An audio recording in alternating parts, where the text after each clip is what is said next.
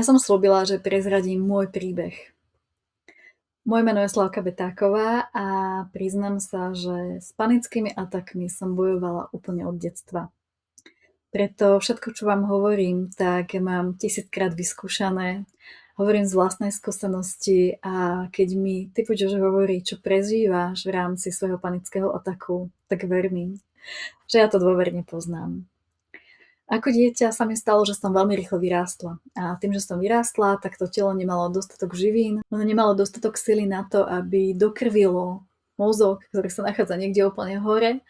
A tým sa mi stávalo to, že som často odpadávala. Ako náhle bol niekde len trošičku vydýchaný vzduch, tak ja som proste odpadla u lekára, v čakárni, v kostole, proste hoci kde som sa nachádzala, kde proste som sa nudila, kde som iba stála, kde som nezamestnala nejak svoju pozornosť, svoj mozog, tak som proste odpadla. A na to sa začali nabalovať potom úzkosti a panické ataky, pretože ja som sa potom začala báť, že keď budem u toho lekára, tak odpadnem, že keď budem v kostole, tak odpadnem, že keď budem niekde dlho stáť, tak odpadnem, že keď budem v obchode, je tam veľa ľudí, vydýchaný vzduch, tak odpadnem. A tak som začala bojovať s panickými atakmi. Ako dieťa, tak som tomu nevenovala zase tak veľkú pozornosť, pretože v tej chvíli som ešte nemala taký ten pocit, že umieram. Ja som len mala pocit, že odpadávam, ale niečo sa stane a znova sa preberiem. Ale potom v dospelosti, keď som vysadila antikoncepciu, tak vtedy prišiel veľký panický atak, kedy som sa skutočne začala báť o svoj život. A to bolo také, že som ležela na posteli a už som si hovorila, tak ja asi teraz už umriem. A nevedela som to rozlišiť, že čo sa v tom tele vlastne deje. Či je to panika, alebo či skutočne dostávam infarkt, alebo vypovedajú nejaké moje orgány, alebo sa dusím, alebo proste čo to je.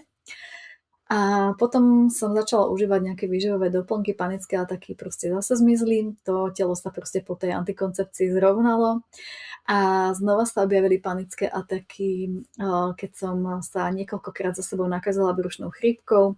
Ja som vtedy mala veľké problémy s trávením a to telo vlastne zase nemalo dostatok živín, pretože mi nefungovalo trávenie.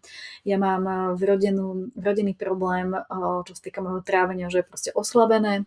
A ako náhle bolo ešte viacej oslabené tým, že sa niekoľkokrát muselo regenerovať z brušnej chrípky, tak proste to trávenie nefungovalo, nefungovali živiny. To je úplne rovnaká situácia, ako keď sa dostávame do toho módu úteč alebo bojuj a to telo nemá dostatok živín, tak mne sa toto dialo vplyvom týchto nemocí. Ja som vtedy schudla na nejakých 48 kg a zažívala som 5-6 krát denne panický atak. Liečila som sa bylinami, liečila som sa čínskou medicínou, pretože vtedy sa mi stalo to, čo sa možno stalo aj tebe, že ti povedal tvoj lekár, že nevie pomôcť, že proste nemá čo. Ono, tá medicína nie je všemocná a veľakrát sa nám stane, že proste oni nevedia. Ja som mala jednu možnosť a to je užívať antidepresíva. Nie vyliečiť to, že mi nefunguje dobré trávenie, že proste ja všetko, čo zjem, tak so mnou proste zo mňa vyjde von a tá potrava sa tam nezastaví v tom trávení, aby mohli sa tie jednotlivé živiny vstrebať z toho jedla. Na to proste neexistuje žiaden liek. Ja som chodila na rôzne vyšetrenia, všetko v podstate dopadlo, že je proste v norme a ten lekár mi hovorí, no ale tak ja už vás akože neviem, nemám ako liečiť, že proste si na ten stav musím zvyknúť, že to je ako normálne, že s tým normálne ľudia žijú. Normálne majú ataky niekoľkokrát denne. Mne sa to vôbec nepáčilo. A tak vtedy ešte som nepoznala čínsku medicínu a si pamätám, že som sa pýtala toho svojho obvodného lekára, že čo si myslí o tom, že by som zašla na čínsku medicínu. No a on mi hovorí, že to mám vyskúšať, že však ako čo sa môže stať, no. Tak maximálne budem užívať nejaké byliny a nepomôžu, alebo mi pomôžu a budem rada a vyliečí ma. Tak som to vtedy skúsila a začala som chodiť na čínsku medicínu, na akupunktúru a užívala som byliny. A to moje telo sa začalo tak nejak uzdravovať. No, bol to taký malý zázrak, že zrazu ja som, ako som predtým mala panické ataky 5-6 krát denne, tak zrazu nastal nejaký deň v týždni, kedy som sa cítila dobre. Kedy som ten panický atak nemala. A ja som z toho bola prekvapená, že to je super. A zrazu to nebol deň v týždni, ale boli to 2. A potom to boli 3. A takto sa to postupne zvyšovalo a zrazu som zistila, že mne býva zle už iba párkrát za mesiac. A hovorím si, no to je super, ono to funguje. A tak som, študovala viacej a viacej. Potom som sa prihlásila na štúdium čínskej medicíny, na vysokú školu, ktorú som dokončila. Študovala som byliny a vlastne tá moja sila, to uzdravenie samej seba ma dohnalo k tomu, že som sa vrátila k tomu, čo som mala rada ako malé dieťa. Ja som milovala bylinky, zbieranie byliniek, učenie sa liečivých účinkov. Ja som mala prečítanú Mariu Treben odpredu aj odzadu.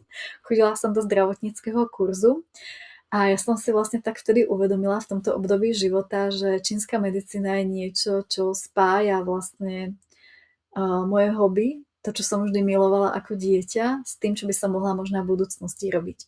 Tak som sa prihlásila vtedy na vysokú školu a čínsku medicínu som vyštudovala.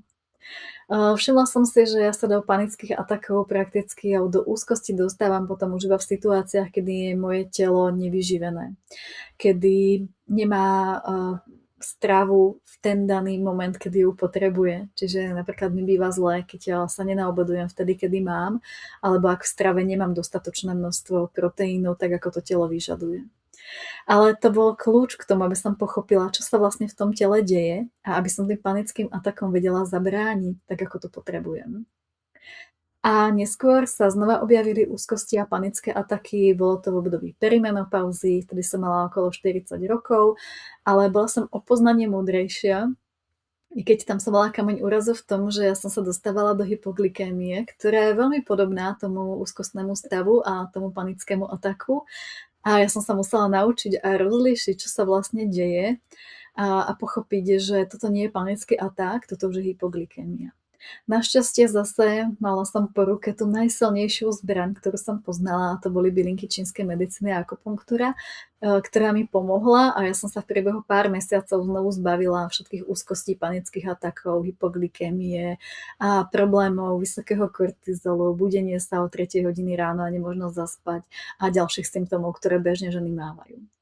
Takže teraz bez hormónov, bez akéhokoľvek chemického zásahu do môjho organizmu sa cítim dobre a rada by som všetky tieto informácie predala čo najviac ženám, aby vedeli a aby mali istotu v tom, že to uzdravenie existuje.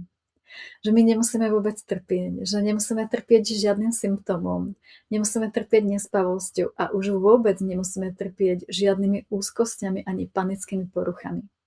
My ale musíme vedieť, ako fungujú, ako ten celý mechanizmus vzniku tých panických atakov do toho tela prichádza na to, aby sme to vedeli oslabiť, aby sme si vedeli aj sami pomôcť. A v prípade, že to nedokážeme, tak vždy okolo seba nájdeme ľudí, ktorí nám s týmto pomôcť vedia.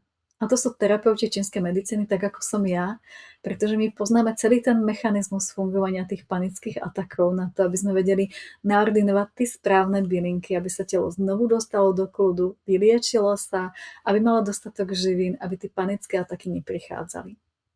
No a ak nevieme potom eliminovať stres z našeho života, čo sa nám deje veľmi často, o čom hovorím v ďalších lekciách, tak nám nezostáva nič iné ako pravidelne užívať bylinky. No a tie bylinky potom užívame už iba takú, by som povedala, že udržovaciu dávku. Nemusíme užívať tie veľké množstva čajov a bylín, ako keď sa uzdravujeme, ale na tú prevenciu užívame zo pár tabliet napríklad denne, ktoré nás udržujú v tom, aby všetko v tom tele fungovalo tak, ako má, aby sme sa cítili dobre, aby sme boli zdravé.